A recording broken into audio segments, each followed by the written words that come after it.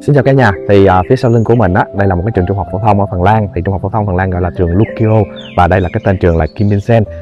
Cả nhà nhìn một vòng cái trường này ha. Ở phía sau lưng là cái nơi chính của trường. Và phía sau lưng của mình là cái nơi mà các em tập hợp để mà chơi những trò chơi. Ở đây còn sau lưng của mình nó sẽ là nhà ăn và thư viện nữa. Một cái khuôn viên trường rất là lớn, nhưng mà có một cái điều đáng tiếc là sang năm người ta phải đóng cửa trường học này và người ta sẽ sát nhập vào một cái trường học khác để cho tiết kiệm cái ngân sách của thành phố, bởi vì thiếu học sinh học. Một cái điều rất là đáng tiếc, dẫn đến là Phần Lan là thừa trường thừa giáo viên nhưng mà lại không có người học, vì do cái tỷ lệ sinh ở bên đây thấp đó. Dẫn đến là người ta lại mở ra những cái cơ hội dành cho nhiều cái quốc gia khác, trong đó có Việt Nam của mình, là một quốc gia là đang cần có về nền giáo dục tốt, còn ở đây thì người ta lại cần người học, cho nên là nó sẽ mang đến cái giá trị cho cả hai bên luôn. Và đây là cái ngôi trường cấp 3 mà người ta sát nhập từ cái ngôi trường bên kia qua bên đây. Hai cái ngôi trường này thì cách nhau khoảng đâu đó có 1 cây số thôi, nằm ở trong trung tâm của một cái thành phố trung bình ở tại bên Phần Lan. Xin chào cả nhà đã trở lại với kênh Cuộc Sống tại Quốc gia Hạnh Phúc. Video hôm nay mình sẽ chia sẻ với cả nhà về một cái con đường để đến du học và định cư ở Phần Lan mà gọi là rẻ nhất và có thể gọi là rất là dễ so với nhiều quốc gia khác. Đó là con đường du học trung học phổ thông và du học nghề miễn phí bằng tiếng Phần Lan. Trong video hôm nay thì mình sẽ nói về cái lợi ích của cái con đường này. Thứ hai đó chính là những cái điều kiện để mà mình có thể đến được Phần Lan theo cái con đường này. Cái thứ ba là những cái thông tin mà mình cần phải tham khảo thêm ở đâu. Rồi thì mình mời cả nhà cùng xem video này nhé. Welcome to Life in Every Country Channel. Như cả nhà đã biết thì ở châu Âu hiện tại thì người ta đang bị một cái tỷ lệ gọi là già hóa dân số. Không chỉ riêng châu Âu đâu, hiện tại nó đã lan qua châu Á rồi, Nhật Bản, Hàn Quốc, Trung Quốc cũng đang bị rồi. Thì dân số ở Phần Lan là 5,5 triệu dân, mà trẻ em ở Phần Lan chỉ có khoảng 1 triệu dân thôi. Người già Phần Lan hiện tại đang tăng lên rất là nhiều và họ thiếu hụt cái nguồn lao động để mà chăm sóc cho người già, họ thiếu hụt cái nguồn lao động để mà phục vụ cho quốc gia. Dẫn đến là họ, thứ nhất là họ cần một cái lực lượng trẻ nhập cư để mà có thể lao động liền và tạo ra giải quyết cái thị trường lao động cho họ. Cái thứ hai là học sinh trẻ em bây giờ nó ít thì nó sẽ bị thừa trường học và thừa giáo viên ra, họ phải đóng cửa trường học và cho giáo viên nghỉ việc, chuyển qua thất nghiệp. Thì họ không muốn điều đó xảy ra, họ đưa ra một cái chương trình, đó chính là cho những cái em ở quốc gia khác giống như là Việt Nam đến Phần Lan du học không đồng để giải quyết được, lấp đầy vào các chỗ trống của cái trường học và thầy cô không có bị thất nghiệp.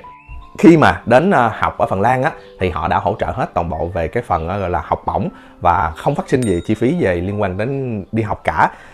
Các em chỉ bỏ tiền ra là tiền thuê nhà để ở và tiền ăn uống sinh hoạt ở đây thôi. Thì theo mình đọc thông tin của nhiều phụ huynh chia sẻ đó, thì hàng tháng đỡ ra cho các em khoảng đâu đó là 500 euro tùy nhu cầu các em tiêu xài, nhưng mà nó sẽ dao động ở khoảng đó.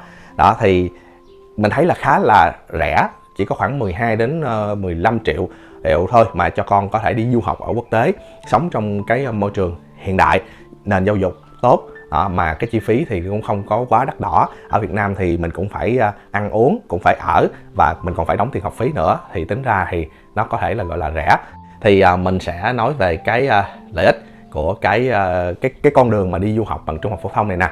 Cái thứ nhất là giúp cho các em là được học ở trong một cái môi trường gọi là giáo dục top đầu thế giới. Thì các bạn đã biết thì Phần Lan rồi, họ có hệ thống giáo dục đứng top đầu của thế giới rồi.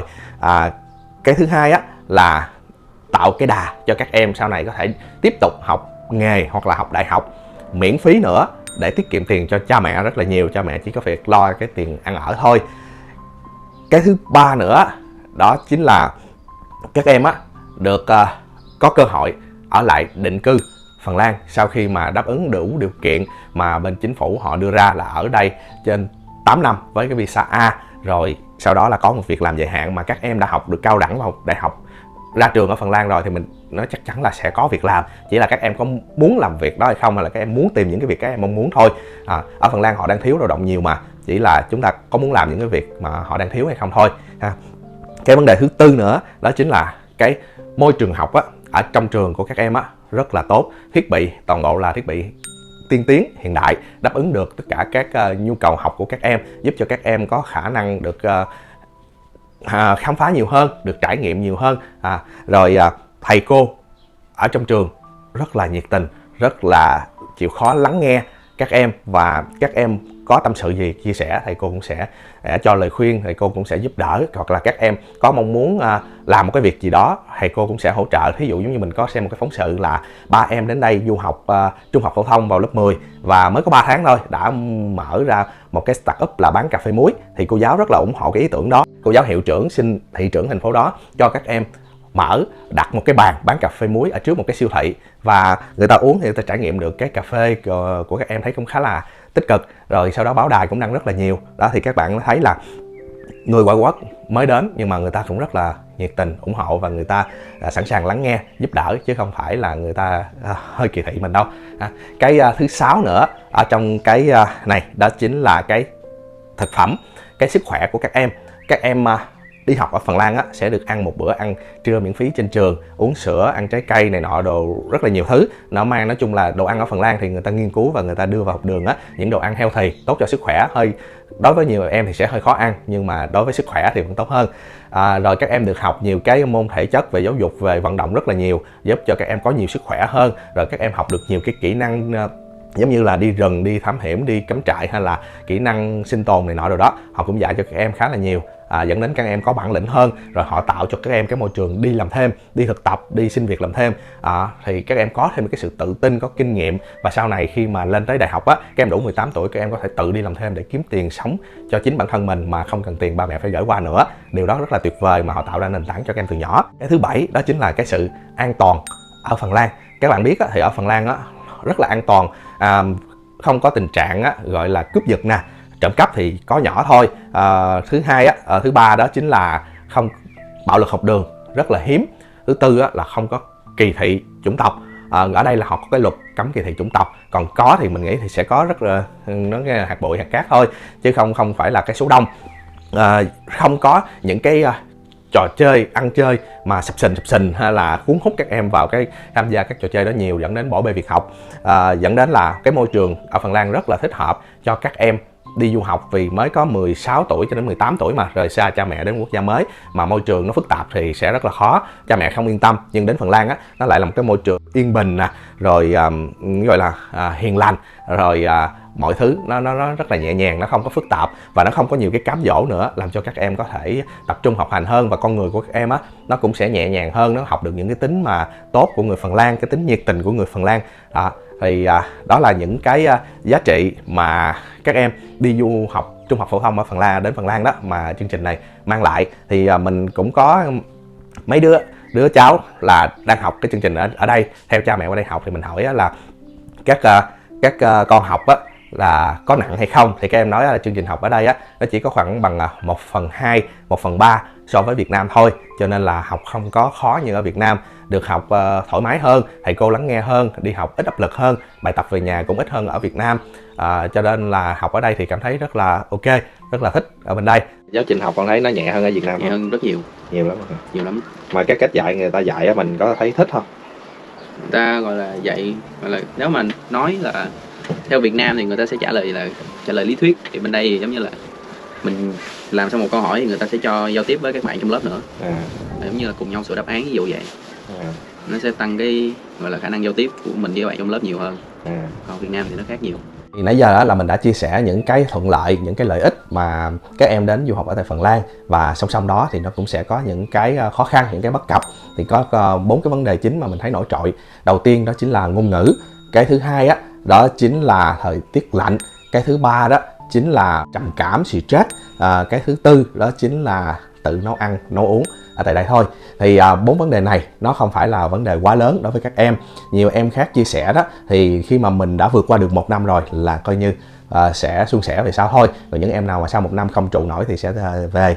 Nhưng mà đa phần thì mình thấy các em là sẽ bước tiếp thôi. Tại vì việc này đó là bình thường, chỉ là mình chưa đến mình ở thì mình cảm thấy nhiều lo lắng thôi. Cái đầu tiên là về ngôn ngữ ngôn ngữ khó, đúng là Phần Lan khó, nhưng mà các em là đang trong tuổi ăn học, cho nên là cái việc học tiếng Phần vào nó cũng không phải là quá khó đâu. Và ngày nào các em đi học ở trên trường thì cũng nói bằng tiếng Phần, thầy cô cũng nói bằng tiếng Phần, rồi tài liệu cũng bằng tiếng Phần, dẫn đến kiến thức tiếng Phần của em nó sẽ tăng lên. Ở Phần Lan á, thì cái hay của người ta đó là người ta sẽ rất là chậm rãi và người ta dạy cho mình, dù mình không biết tiếng người ta rất là kiên nhẫn. Nó không có phải như nhiều quốc gia khác là đòi hỏi chúng ta phải hoàn hảo, ok rồi thì mới học được với họ. Cái thứ hai đó là cái tuyết lạnh. Thì cái lạnh là cái có trước con người ở Phần Lan, dẫn đến là ở Phần Lan mọi người sẽ biết cái cách để làm sao sống tốt được với cái mùa đông ở bên đây. Mùa đông á, nó chỉ lạnh ở bên ngoài thôi, ngoài đường á cũng giống như bên mình là mưa hay gió bão, khi ra đường thì mình phải trang bị nhiều thứ để mình chống lại những việc đó. Ở đây nó cũng tương tự, khi mình vào nhà, vào trường học, vào bệnh viện, siêu thị hay là gì đó, họ đều có cái hệ thống sưởi khoảng 24 độ C rất là mát mẻ, nên là mọi thứ không có quá ghê gớm, mà họ còn tạo ra nhiều trò chơi bên ngoài nữa để cho chúng ta chơi bên ngoài. Cái thứ ba đó chính là buồn, trầm cảm, nhớ nhà. Thì ai cũng vậy mà, mới xa quê mà tầm 1 năm đầu thì đều có những tình trạng này. Thì mùa đông ở Phần Lan á là người ta nói thì nó sẽ kéo dài đâu đó khoảng 5 tháng, nhưng mà đỉnh điểm nó chỉ có khoảng 3 tháng thôi. Hai cái tháng bắt đầu và cái tháng cuối á thì nó sẽ bắt đầu sáng dần như bên Việt Nam mình rồi, cho nên là nó không phải là quá đen tối. Và đỉnh điểm nữa thì nó cũng chỉ là ở khoảng tháng 11 và tháng 12 thôi, là thời tiết á, nó tối rồi thiếu ánh nắng mặt trời, dẫn đến mình bị trầm cảm. Thì các người ta sẽ xử lý vấn đề này bằng cách là uống vitamin D vô nè, để con người nó không có bị thiếu vitamin D. Rồi cha mẹ đó tích cực gọi điện cho con mỗi ngày, nói chuyện để con không bị buồn, khuyến khích các con đi ra ngoài chơi những hoạt động thể thao. Người ta tạo ra rất là nhiều cái hoạt động thể thao để cho các con có thể vui chơi ở bên ngoài vào mùa đông. Rồi cái thứ tư đó chính là nấu ăn và cuộc sống độc lập. Thì cha mẹ dạy cho các em nấu một số món cơ bản thôi. Ở Phần Lan thì họ cũng không có làm cái gì nhiều cầu kỳ hết, dẫn đến có những đồ ăn có sẵn cũng có thể tự nấu được, hoặc là họ có lò nướng sẵn, họ có này nọ hết rồi, thì các em chỉ cần biết một số cơ bản là mình thể tự nấu ăn, rồi biết dọn dẹp, biết tự vệ sinh nhà cửa này nọ này đó, để khi mà có thể sống ghép cùng với các bạn quốc gia khác gì đó thì nó sẽ đỡ cái việc va chạm hơn, và dạy các con cái cách mà ứng xử cư xử khi mà mình cảm thấy mọi việc nó không có hợp mắt của mình, hoặc là khi có xung đột xảy ra, chỉ như vậy thôi. Thì đó là những cái mà bất cập thôi, nhưng mà khi ở được khoảng 1 năm á thì các em vượt qua được là mọi thứ sẽ suôn sẻ thôi. Thêm một cái mà khó khăn nữa, một cái đắn đo nữa mà nhiều phụ huynh phải lo lắng, đó chính là các con không thi đậu lên đại học, các con học không nổi so với các bạn ở bên đây.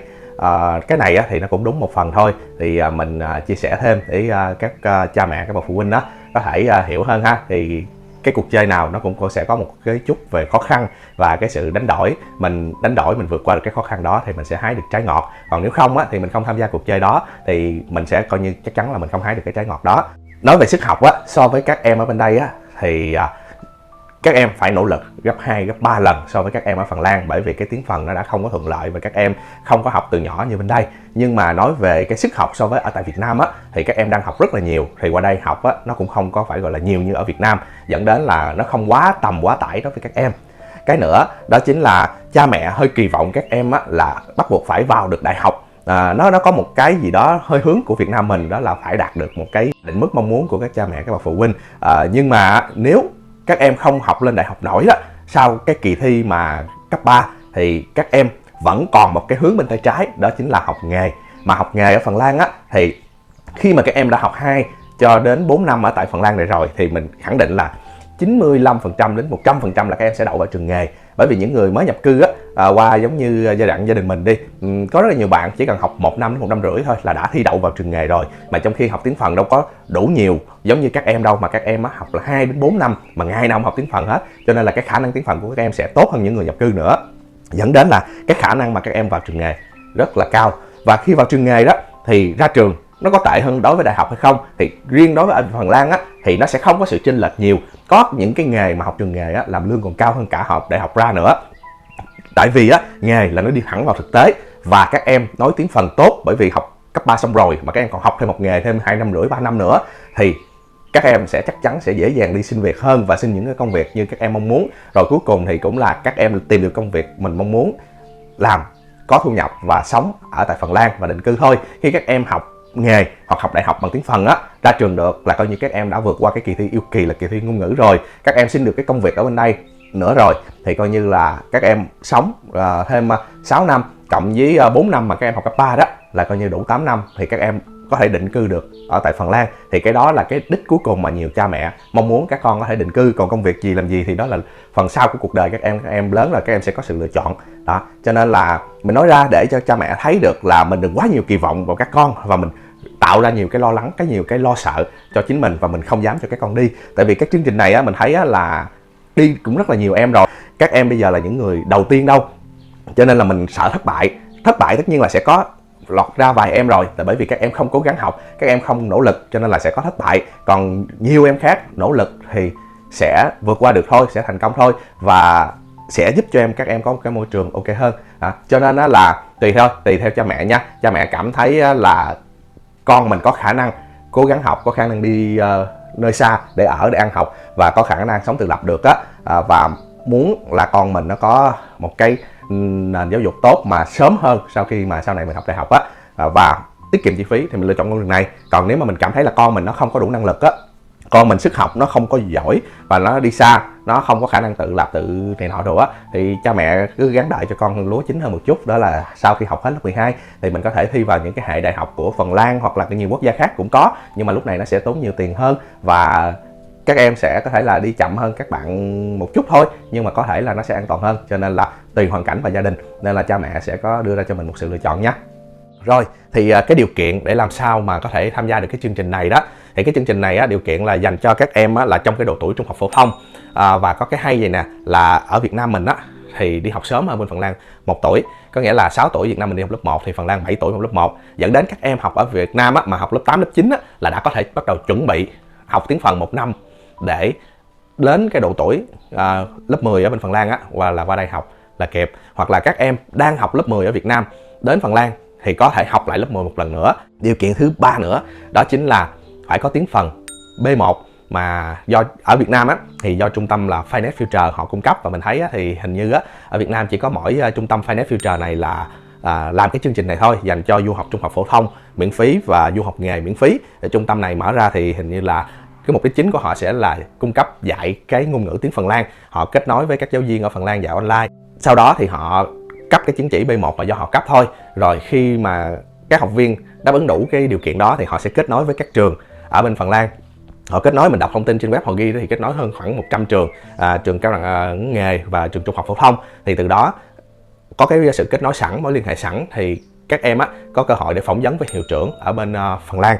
Và khi hiệu trưởng phỏng vấn thấy các em có nhiều cái động lực, có mong muốn đến Phần Lan học và tiếng Phần tạm ổn, thì hiệu trưởng sẽ chấp nhận và trở thành người giám hộ cho các em. Tại vì ở Phần Lan á, khi bạn đến mà chưa đủ 18 tuổi thì bạn phải có người giám hộ thì người ta mới cấp visa để cho các em đến được Phần Lan. Những cái người mà dạng học nghề á cũng tương tự như vậy. Học nghề thì video sau nữa mình sẽ nói sâu hơn về cái việc mà học nghề miễn phí này Còn video này thì mình nói về học trung học phổ thông.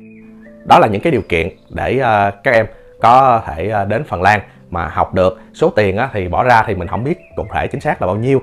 Các bạn có thể liên hệ thử cái trung tâm này, cái đơn vị này, hay là đối tác của đơn vị này đó, mình không rành lắm, thì để mà họ tư vấn thêm cho các bạn. Và vô tình á, thì đâu đó khoảng nửa tháng trước mình có lướt Facebook thì mình thấy cái chương trình của Finance Future họ có tạo ra một cái chương trình gọi là triển lãm du học online dành cho những cha mẹ hoặc là những em mà có nhu cầu và mong muốn đi du học á, thì hiểu hơn về cái chương trình này.